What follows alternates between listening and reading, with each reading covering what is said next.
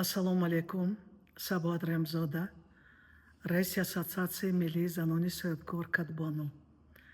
Я каме бо шумо суҳбат мекунам дар бораи соҳибкории занон дар Тоҷикистон.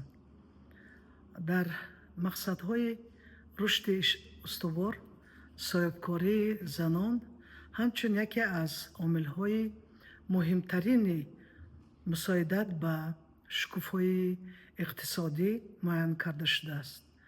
Бояд қайд кунам, ки таҷрибаи ҷаҳонӣ нишон медиҳад, ки занон қувваи бузурги созандагианд. Аз ин рӯ пешвои миллат, президенти ҷумҳурии Тоҷикистон муҳтарам Эмомалӣ Раҳмон барои баландбардоштани мавқеи зан дар ҷомеа, рушди соҳибкории занон пайваста таваҷҷӯҳи хос зоҳир менамоянд. Оиди ин масъалаҳо 60 санадҳои меъёрии ҳуқуқӣ қабул шудааст. ғамхории навбатии сарвари давлат ин соли 2023 қабули барномаи давлатии дастгирӣ ва рушди соҳибкории занон дар Тоҷикистон мебошад, ки ин такуни ҷиддие барои беҳтар шудани фаъолияти соҳибкорзанон мебошад. Ва бояд қайд кунам, ки ин барнома бениҳоят фаъолияти мақомотҳои маҳаллия ҳокимияти давлатиро ҷомеъ кард. Аз ин рӯ бо қарори раиси шаҳр муҳтарам Рустами Эмомалӣ як шӯрои занони соҳибкор занон бо роҳбарии муовини раис Дилбар Одилзода қабул шуд, ки мо дар якҷоягӣ бениҳоят чорабиниҳои назаррас барои беҳтар кардани соҳибкории занон дар шаҳри Душанбе карда истодаем. Ва имрӯз бояд қайд кунам, ки дар ҷумҳурии Тоҷикистон 111 имтиёзҳои андозӣ ҳастанд, ки аз он ҳам мардон ва ҳам занон барои беҳтар шудани фаъолияти корияшон истифода мебаранд. Занон аз қарзҳо истифода мебаранд ва зиёда миллиард сомонӣ занон соҳиби қарзҳо мешаванд ва дар барномаҳои банки Амонатбанк ва дигар ҷоҳо қарзҳои имтиёзнок аст барои занони соҳибкор. Ва ҳамаи ин ба он овардааст, ки фоизи занони соҳибкор баланд шуда аз 27% ба 30% расидааст. Ва аз ин рӯ мо ба як меҳру муҳаббати самимона, модарона, миннатдории бодовони соҳибкорро ба президенти кишварамон муҳтарам Эмомалӣ Раҳмон бо эҳтироми бепоён мерасонем. дар ин ҷо бояд қайд кунам, ки саҳми Ассоциатсияи занони соҳибкор Кадбону, ки роҳбараш ман ҳастам, дар вусъат додани имкониятҳои иқтисодии занон ва ҳалли масъалаҳои гендерӣ назаррас аст. дар ҳамкории зич ва самаранок бо сохторҳои ҳукуматӣ, Кумитаи давлатии сармоягузорӣ, Кумитаи кор бо занон волеъ назди ҳукумати ҷумҳурии Тоҷикистон, мақомотҳои маҳаллӣ, институтҳои бонкӣ, ташкилотҳои байналмилалӣ, ҳуқуқ ва манфиатҳои занони соҳибкорро дастгирӣ ва ҳимоя намуда, дар баландбардоштани дониш ва малакаҳои тиҷоратии занон нақши муҳим мегузорем. ҳамзамон дар таҳияи стратегия ва татбиқи сиёсати гендерӣ, таҳкими ҳамкории минтақавии занони соҳибкори Осияи Марказӣ фаъолона иштирок мекунем. Чандин чорабиниҳои сатҳи байналмилалӣ ва ҷумҳуриявӣ дар сатҳи баланди ташкилӣ баргузор гардида, тавсияҳо барои беҳтар намудани фаъолияти занони соҳибкор қабул шудааст. Зиёда аз 26 лоиҳа ва барномаҳоро дар ин самт татбиқ намудем, ки барои баландбардоштани сатҳи зиндагии бонувон ва рушди соҳибкории занон мусоидат намудааст. аз он ҷумла дар доираи лоиҳаи иҷтимоии дастрасии занони Тоҷикистон дар худмашғулӣ бо ёрии технологияи рақамӣ курсҳои ройгонро барои 1000 занону духтарони хонанишин ташкил намуда, инчунин аввалин шуда дар Тоҷикистон барои занҳо платформаи омӯзишии электронӣ бо омӯзиши 7 рафиаи соҳибкорӣ ва касби қаннодии ошпазӣ ба роҳ монда шуд. имрӯз бо эҳтиром номи як гурӯҳ бонувони муваффақро аъзои ассотсиатсияро ва саҳмгузори рушди иқтисодиёти ватани азизамон эълом мекунам.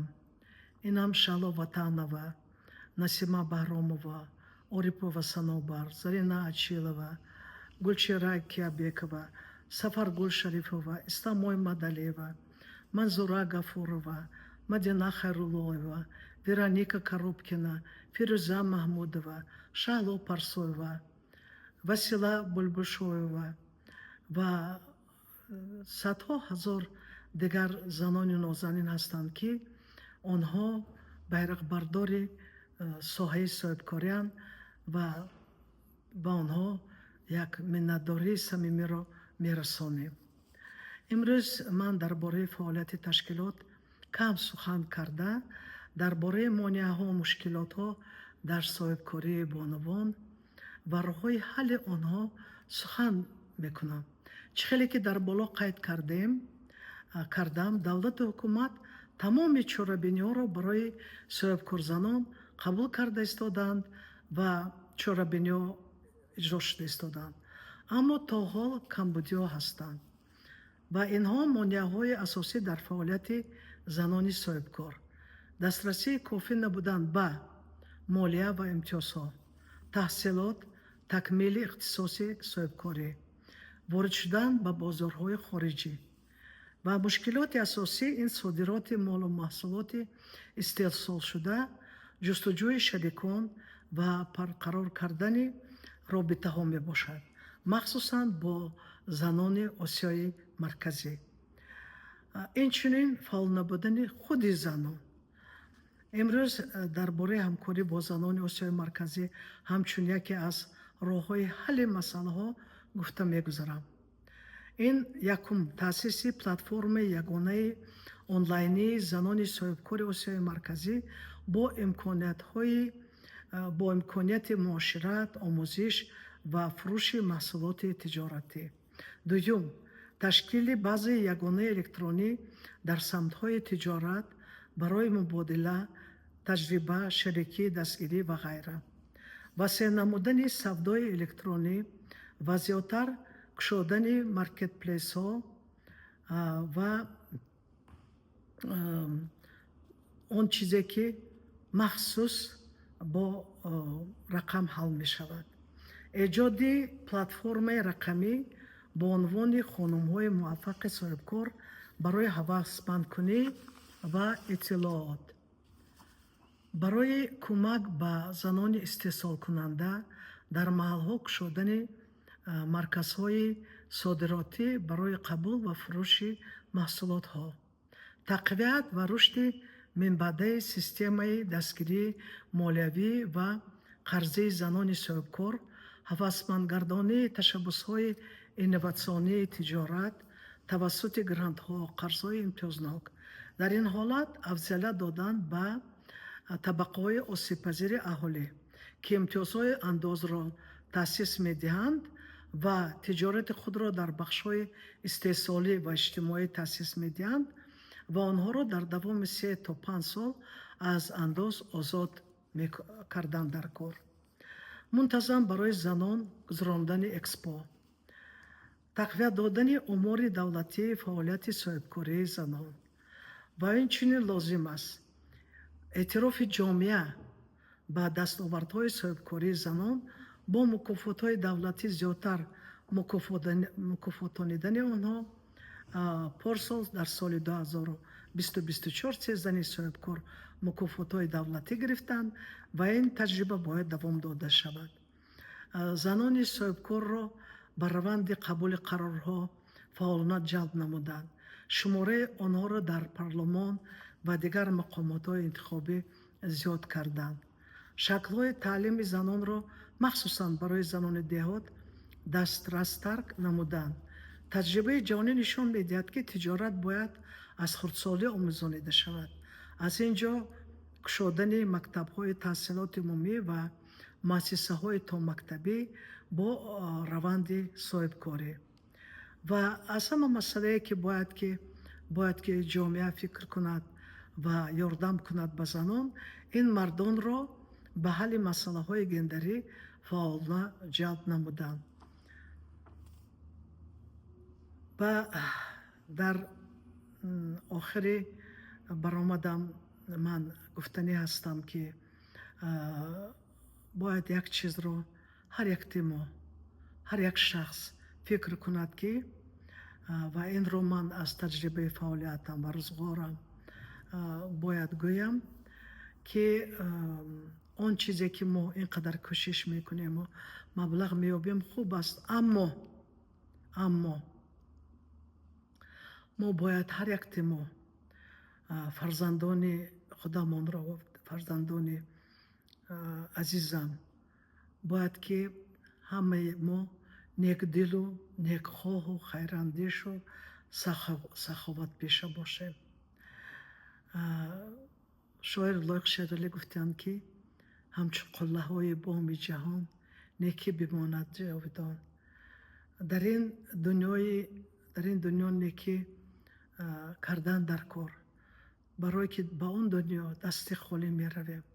ва вақте ки ту дар сахонат пурнозу неъмат асту фарзанди ҳамсоя як бурда нон мегӯд, ин бояд ки ҳар якти мо инро фаҳмему, чӣ фарзанди мо, чӣ фарзанди дар хориҷ будагӣ ва чӣ фарзанди дар дигар ҷо будагӣ бояд ки ақлан шароите дошта бошад, ки хонад, дониш гирад, омӯзад, тарбия ёбад. ва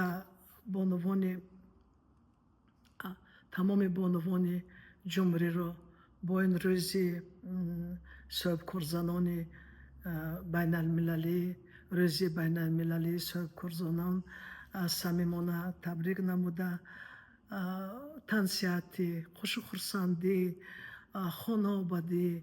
хонаободӣ, меҳру муҳаббат хоҳонам. хайр то дидани дигар. ин як диди ман буд нисбати соҳибкории бонувон. мумкин яхело ба маъқул набошад, дигар кас ба маъқул бошад. илтимос, агар ки таклифотон бошад, нависед. ман кӯшиш мекунам, ки бо шумо дар тамос шаваму ҷавоб нависам. хайр то вохӯрии оянда.